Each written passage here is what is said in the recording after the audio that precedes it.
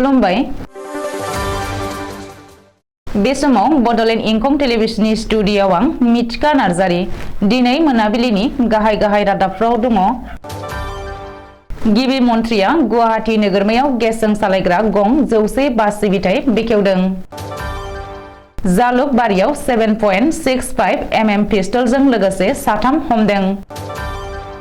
हिमन्तआ उननि दरजाजों गिबि मन्थ्रि जानानै आसामनि सम्पदफोरखौ मोनसेनि उनाव मोनसे फोजोबस्रांदों बुंदों भुपेन बरा। लामा जाब्रबथायखौ होबथानायाव सोरखारा जाफुंसार जादों। नावकाटानि बडलेण्ड फाइन आर्ट्स फरायसालिया सावगारि एरनाय बादायलायनाय खुंदों। स्कुल इउनिफर्म साप्लाइखौ लानानै ब्रह्म इन्टारप्राइजनि खेंफोरथि। बोसोर गोदाननि सेथि सानाव महाराष्ट्रनि नासिकनि गंसे फेक्टरियाव अर खामदों आरो गोबां खहा। खासिबारि गामिनि लेफा मिन्सनि नखराव समाज सिबियारि नवीन गयारी। दानिया फैदो आबुं रादाबाव।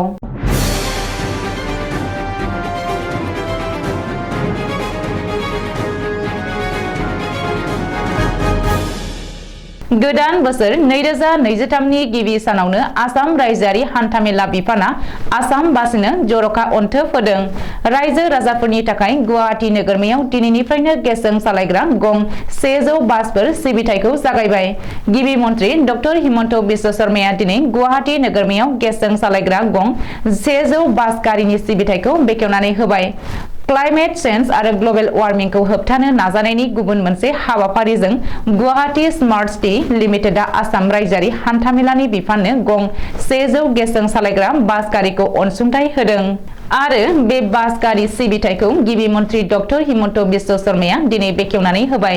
मख'नो गोनां दि बास सिबिथायखौ बेखेवना होनायजों लोगोसे गिबि मन्थ्रिया गुवाहाटी आइएसबिटि आव एनसिजि स्टेशनखौबो दिनै बेखेवदों। मख'नो गोनां दि बोसोरनि गिबि सानाव दिनै गिबि मन्थ्रि डक्टर हिमन्त बिश्व शर्माजों लोगोसे रायजोआरि केबिनेटनि मन्थ्रि फारियै अशोक सिंघल, बिमल बरा आरो परिमल शुक्ल बैद्यमोनाबो एनसिजि बासआव गाखोदों। गुवाहाटी नोगोरमायाव फिन आयेन बेरेखा हाथियार बोखांदों। जालुकबारियाव 7.65 पिस्तल बोखांदों। मिथिनो हानाय बायदिब्ला सोनाब गुवाहाटी जिल्ला पुलिसनि स्पेसियेल अपारेशन ग्रुप आरो जालुकबारि पुलिसआ जथाय अपारेशन खालामनानै जालुकबारियाव थानाय सरायघाट रेस्टुरेन्टनि सादनिफ्राय गंसे 7.65 mm पिस्तल बोखांनो हादों। रेस्टुरेन्टआव हाथियार बोखांनो हानाय जाथायखौ लोब्बा लानानै पुलिसआ गिबियाव मटलेब हुसेन आरो आजमिदुल आली मुंनि सानै सुबुंखौ एरेस्ट खालामदों। बेनिनो मटलेब हुसेना जालुकबारिनिनो थागिरि आरो बियो सरायघाट रेस्टुरेन्टनि बिगोमा। गुबुन फारसे आजमिदुल आलीखौ मंगलदैनि होननानै मिथिनो हादों। बिसोर सानै दुथांनि सिमान लानाय बायदियै रनजित ठाकुर मुंनि गुबुन सासे सुबुंखौ पुलिसआ हमनो हायो।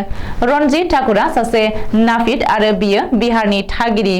रिपर्ट बायदिब्ला रेस्टुरेन्टनि सादनिफ्राय पुलिसआ बोखांनो हानाय हाथियारखौ रनजित ठाकुरनिफ्राय बायदोंमोन। बबेखानि बेनि बागै बांसिनै मिथिनो थाखाय जालुकबारि पुलिसआ बिसोर साथामखौबो गोख्रों जेरा खालामदों होननानैबो मिथिनो हादों। आसाम सोरखारा रायजोनि थाखानाय दरब्रै जिल्लाखौ बोखारनो फोसावनायनि उनाव आसाम प्रदेश कंग्रेस कमिटिनि आफादगिरि भुपेन बराया गावनि फिनजाथाय हरदों आरो खुंथाय गोहोआव थानाय जथायारि बिजेपि सोरखारखौ गोख्रों रावजों सावरायदों। बेजों लोगोसे फैगौ 2026 मायथाइयाव कंग्रेसआ खुंथाय गोहोआव फैयोब्ला बिजेपिआ बोखारनाय बिश्वनाथ, बजालि, हजाई आरो तामुलपुर जिल्लाखौ उदां जिल्ला महरै सोरजिफिनगोन होननानै कंग्रेसनि आफादगिरि भुपेन बराया फोसावदों। मख'नो गोनां दि उननि दरजा जों फैनानै गिबि मन्थ्रि जानाय डक्टर हिमन्त बिश्व शर्माया आसामनि सम्पदफोरखौ मोनसेनि उनाव मोनसे गासैखौबो फोजोबस्रांलांदों होननानैबो भुपेन बराया अजद होदों। नोजोर होनो गोनांदि मैया 2022 मायथाइनि जोबथा खालारखालि गिबि मन्थ्रि हिमन्त बिश्व शर्माया मोनसे खौरांगिरि मेल खुंनानै रायजोनि दरब्रै जिल्लाखौ बोखारनानै गुबुन जिल्लायाव सरजाबनायनि बागै फोसावनायनि उनावनो माखासे आफाद आरो गौथुमफोरा खुद्रिखांदों। राजा लामायाव फैनानै सोमावसारदों आरो गिबि मन्थ्रिनि बिथांखिखौ गोख्रों रावजों सोंखारिदों। बेजों लोगोसेनो सोरखारनि बे बिथांखिखौ माखासे थाखोआव गनायनानै लानो राजि नङा आरो गिबि मन्थ्रिखौ गोख्रों रावजों सावरायफिनदों। रायजोआव लामा जाब्रबथायखौ होबथानो सोरखारा लानाय हाबाफारिया जाफुंसारदों होननानै गिबि मन्त्रि डक्टर हिमन्त बिश्व शर्माया दाबि खालामदों। गुवाहाटी नोगोरमानि कायनाथरायाव दिनै गिबि मन्त्रिया खौरांगिरिजों मोगा-मोगियाव बुंदों दि देग्लायनि गोजाम बोसोरनि जोबथा हराव लामा जाब्रबथाय जानायनि अनजिमाया खमायदों। 31 दिसेम्बर खालि हराव लामा जाब्रबथायाव जिउ गोमानायनि बिबाङा 7सिम बाङाइ जादों। मख'नो गोनां दि देग्लाय बोसोरनि जोबथा हराव रायजोआव लामा जाब्रबथायाव 7 सुबुंनि जिउ गोमादों होननानै गिबि मन्त्रिया खौरांगिरिनि सिगाङाव बुंदों। मख'नो गोनां दि बेनि सिगांनि बोसोराव रायजो नाङै लामा जाब्रबथायजों 15 सुबुंनि जिउ गोमादों। रिपर्ट बायदिब्ला थांनाय 31 दिसेम्बर खालि हराव काछाराव 3, गलाघाट, तिनसुकिया आरो धेमाजियाव सासे सुबुङा लामा जाब्रबथायाव जिउ गोमादों। बबेखानि फैबाय थानाय 2 एबा 3 बोसोरनि गेजेराव बे सानखोखौ लाथिख'आव लाबोनो हागोन होननानैबो गिबि मन्त्रिया दाबि खालामदों। बाक्सा जिल्लानि सिङाव थानाय नावकाटा आसाम फाइन आर्ट्स फरायसालिया गोदान बोसोरनि गिबि सानाव सिगांनिफ्राय खुंफुंनाय बायदियै देग्लायबो सावगारि एरनाय बादायलायनाय हाबाफारिखौ बानजायदों। आगोलनि समाव गावनि फरायसालियावल' बे बादायनाय हाबाफारिखौ खुंदोंमोनब्लाबो देग्लाय बे आसाम फाइन आर्ट्स फरायसालिया नावकाटा सुक्लायनि जोहोलावफुरि पार्कआव दिनै फरायसाफोरनि बिगोमा दिथागिरिफोरनि नुजाथिनायाव फरायसाफोरनि गेजेराव मिथिंगानि गेवलां थासारियाव सावगारि एरनाय बादायलायनाय हाबाफारि खुंदों। जोहोलावफुरि पार्कआव खुंनाय सावगारि एरनाय हाबाफारिखौ दैदेनो फरायसालिनि गोरायुं खगेन बर'आ। खगेन बर'खौ हेफाजाब होफायो फरायसालिनिनो फोरोंगुरुमोना। बे बादायलायनायाव 100निबो बांसिन उन्दै फरायसुला फरायसुलिफोरा बाहागो लायो। मख'जायो दि दिनै जानुवारि दाननि गिबि सानाव बेबायदि उन्दै गथ'सा फरायसाफोरनि गेजेराव सावगारि एरनाय बादायलायनाय खुंनाया जोबोद बाखनायथाव जादों होननानै बिगोमा दिथागिरिफोरा बुंसारदों।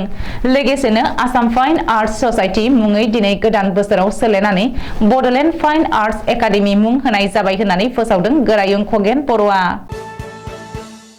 ब्रह्म इन्टारप्राइजनि मालिक गणेश ब्रह्म आरो डाइरेक्टर जगदीश चन्द्र ब्रह्मनि गेजेराव थांनाय 28 दिसेम्बर 2022 इं खालारखालि असमिया प्रतिदिन खौरां बिलाइयाव नंखायै फोसावनाय आरो आरजाथावै लिरनानै फोसावनायखौ लानानै खौरां मेलनि गेजेरजों फोरमायदों एमएस ब्रह्म इन्टारप्राइजनि मालिक गणेश ब्रह्मनि मावथिफोरा। प्रतिदिन खौरां बिलाइनि गेजेरजों एमएस ब्रह्म इन्टारप्राइजखौ बांसावला बायनाया नंखाय होननानै खौरांनि गेजेरजों फोरमान होदों। जगदीश चन्द्र ब्रह्मआ जेबो सोमोन्दो गैया, जायनि थाखाय डकुमेन्ट्सखौ लानानै बुंदों बे डकुमेन्ट्सआ अर्डार कपि नङा, रेजिस्ट्रेशन सार्टिफिकेटसो आरो फरायसालियाव थांनानै नंखाय खोथा लानानै खौरां बिलाइयाव फोसावदों फोरोंगिरिफोरखौ दम होनानै अर्डार कपि लाबोदों होननाया गासैबो नंखाय बाथ्रा होननानै बुंदों। चिरां जिल्लानि चिरां इन्टारप्राइजनि बिगोमा रबिन रायआ बेबायदि नंखाय खोथाखौ लानानै फोसावनो नाङामोन होननानै गोख्रों रावजों सोंखारियो आरो उननि समाव जाहाथे बेबायदि मावनाङा होननानै ब्रह्म इन्टारप्राइजनि मावथिया बुंदों आरो खौरांनि गेजेरजों फोरमायबावदों दि ब्रह्म इन्टारप्राइजआ बायदिसिना खामानि मावबोगासिनो दङ, जेरैहाय फरायसालिनि supply of stationery item, uniform for student, sports item, material equipments, uniform supply बायदि अर्डारनि खामानि मावबोगासिनो दङ। ब्रह्म इन्टारप्राइजनि रेजिस्ट्रेशन फर्मखौनो फरायसालियाव दम होनानै अर्डार कपि लानानै गासै खामानिखौनो बिटिसिआव मावगासिनो दं होननानै चिरां जिल्लानि चिरां इन्टारप्राइजनि रबि रायआ नंखाय बाथ्रा फोसावदोंमोन ब्रह्म इन्टारप्राइजखौ असमिया प्रतिदिन खौरां बिलाइनि गेजेरजों। नाथाय बेयो जेनिबो अर्डारनि पेपार नङा, रेजिस्ट्रेशन सार्टिफिकेटसो, बेखौनो अर्डार कपि होननानै गासै खामानिखौनो मोनजोबदों होननानै बुंनाया गासैबो नंखाय बाथ्रा आरो नंखाय होननानै बुंदों आरो फोरमायबावदों दि ब्रह्म इन्टारप्राइजनि मावथि सोद्रोमाया फरायसालियाव थांनानै एसएमसि आरो गाहाय फोरोंगिरिखौ लोगो हमनानैसो सावरायलायनानै एसएमसिआ बुंदों गाइडलाइनखौ मोजां फरायनानै नाय आरो गाइडलाइनाव मोजाङै रोखा लिरखानाय दङ, फन रेजिस्ट्रेशन थाब्लासो इउनिफर्मखौ साप्लाइ खालामनो हागोन आरो फोरोंगिरिफोराबो बेबायदिखौनो नायगिरदों। गासै डकुमेन्टखौनो जोंनो नांगोन, गासै डकुमेन्ट्सआ रोखायै दंब्लानो खामानिखौ होनाय जागोन होननानै बुंदों आरो बे अर्डारखौ मानिनानै एबा गासै फोरमान बिलाइ थाखानाय दायो बेबायदिनो सोरनिफ्रायबा अर्डारखौ मोनबाय आरो सोरनिफ्रायबा अर्डार मोननो गोनां दंबावो होननानै बुंदों। 7-8 बोसोरसो समनिफ्रायनो बेबायदि साप्लाइनि खामानिखौ मावबोगासिनो दङ आरो उननि समावबो बेबायदिनो मावलांबाय थागोन होननानै बुंदों।